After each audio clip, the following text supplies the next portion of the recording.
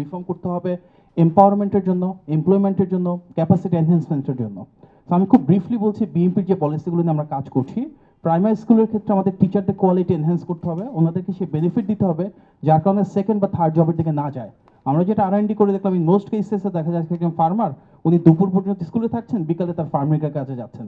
আমাদের এই কালচারটাকে যতটা সম্ভব আস্তে আস্তে শেষ করতে হবে এবং এর টেককে প্রায়োরিটাইজ করতে হবে স্কিল এনহ্যান্সমেন্টের জন্য টিচারদের ক্ষেত্রে। অনলাইন এডুকেশন, ক্লাসরুমে তাদেরকে কীভাবে করা যায়, পিপিপি মডেলে আমরা সেখানে যেতে পারি। সেকেন্ডারি লেভেলে আমাদের এই পর্যন্ত যে প্ল্যান, আমাদের অ্যাক্টিং চেয়ারম্যান জনাব তারেক রহমান বলেছেন মাল্টিপল ল্যাঙ্গুয়েজ ইন্ট্রোডিউস করা, বাংলা এবং ইংলিশের বাইরে জাপানিজ, অ্যারাবিক, ম্যান্ডারিন, ফ্রেঞ্চ, যেই ল্যাঙ্গুয়েজগুলোর গ্লোবাল একটা এমপ্লয়াবিলিটির সাথে সরাসরি সম্পর্ক রয়েছে। পাশাপাশি স্পোর্টসটাকে ম্যান্ডেটরি করা, ফুটবল, ক্রিকেট সহ যেগুলো আছে আউটডোর এবং ইনডোর স্পোর্টস আমরা আমাদের এডুকেশন সিস্টেমে ম্যান্ডেটরি করবো সেকেন্ডারি লেভেল থেকে।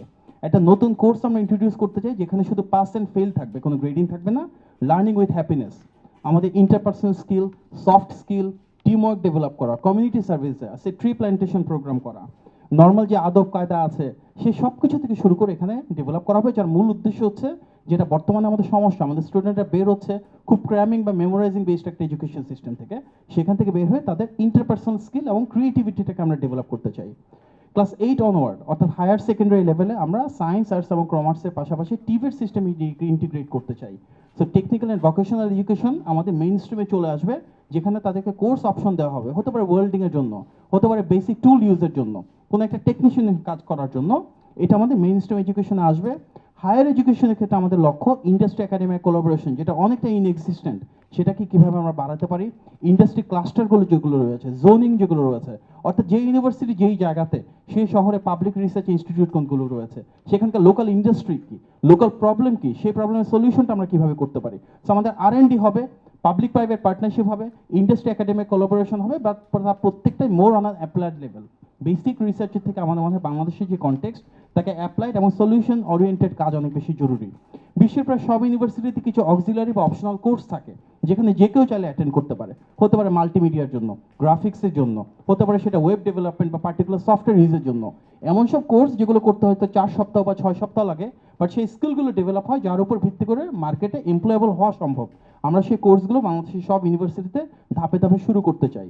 শেয়ার্ড ওয়ার্ক প্লেস তৈরি করা, ভালো যদি আইডিয়া থাকে কমার্শিয়ালাইজ করার জন্য সিড ফান্ডিং দেয়া, এবং আমাদের বিদেশে যারা এক্সপার্ট্রেট রয়েছেন, বড় বড় ইউনিভার্সিটিতে ফ্যাকাল্টি আছেন, রিসার্চার আছেন, ওনাদেরকে বছরে একবার আমরা সামার স্কুলে নিয়ে আসতে পারি।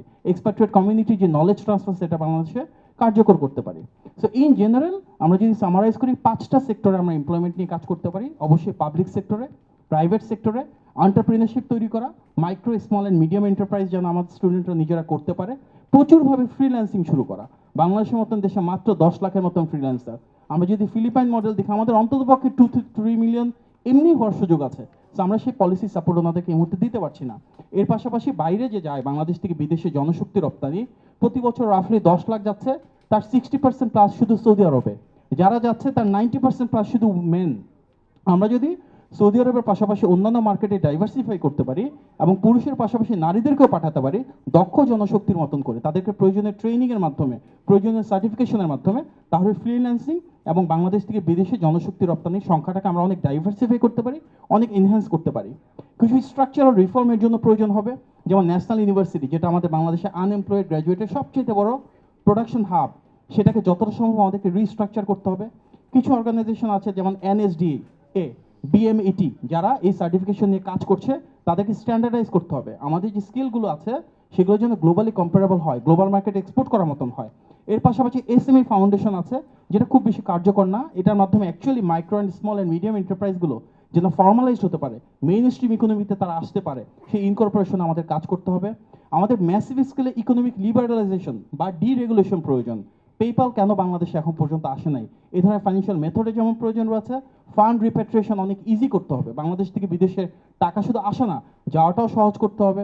ফর্মাল ইকোনমির সাইজ অনেক বাড়াতে হবে। প্রত্যেকটা জায়গায় আমরা দেখি আমাদের ইনফর্মাল ইকোনমি এত বড়, ইন্ডাস্ট্রি ক্লাস্টার, ইকোনমিক হাবে আমাদের এঙ্গেজমেন্ট বা অ্যাক্টিভিটি অনেক কমে যাচ্ছে। সো ইন জেনারেল আমাদের কোলাটারাল সিস্টেমটাও দেখতে হবে, যে ছোট ছোট যে উদ্যোক্তারা রয়েছে তাদেরকে আমরা কোলাটারাল ফ্রি লোন কিভাবে দিতে পারি, আমরা কিভাবে আমাদের ইকোনমিটাকে এমনভাবে সামনের দিকে নিয়ে যেতে পারি যারা প্রান্তিক পর্যায়ে রয়েছে, তৃণমূলে রয়েছে, তাদের একটা এম্পাওয়ারমেন্ট হয়। এই সব কিছু করার জন্য যেহেতু আমি বিএনপি রিপ্রেজেন্ট করছি, আমরা বিশ্বাস করি সামনে যখন একটা ইলেকট্রাল গভর্নমেন্ট আসবে নির্বাচনের মাধ্যমে, যাদের ট্রান্সপারেন্সি থাকবে, যাদের অ্যাকাউন্টেবিলিটি থাকবে, এবং যারা যে পলিসিগুলো আনবে সেগুলো ওয়াইডার স্টেক হোল্ডার কনসালটেশনের মাধ্যমে সত্যিকার অর্থে যারা এক্সপার্ট অ্যান্ড প্রফেশনালস রয়েছে, ট্রেড বডিজে রয়েছেন, ওনাদের সবার মতামতের উপর ভিত্তি করে হবে। ইনশাল্লাহ সামনের সেই বাংলাদেশ আমরা পাবো যেখানে তারুণ্যের এম্পাওয়ারমেন্ট হবে, এমপ্লয়মেন্ট হবে অ্যান্ড ইন্টিগ্রেশন হবে। ধন্যবাদ। আসসালামু আলাইকুম।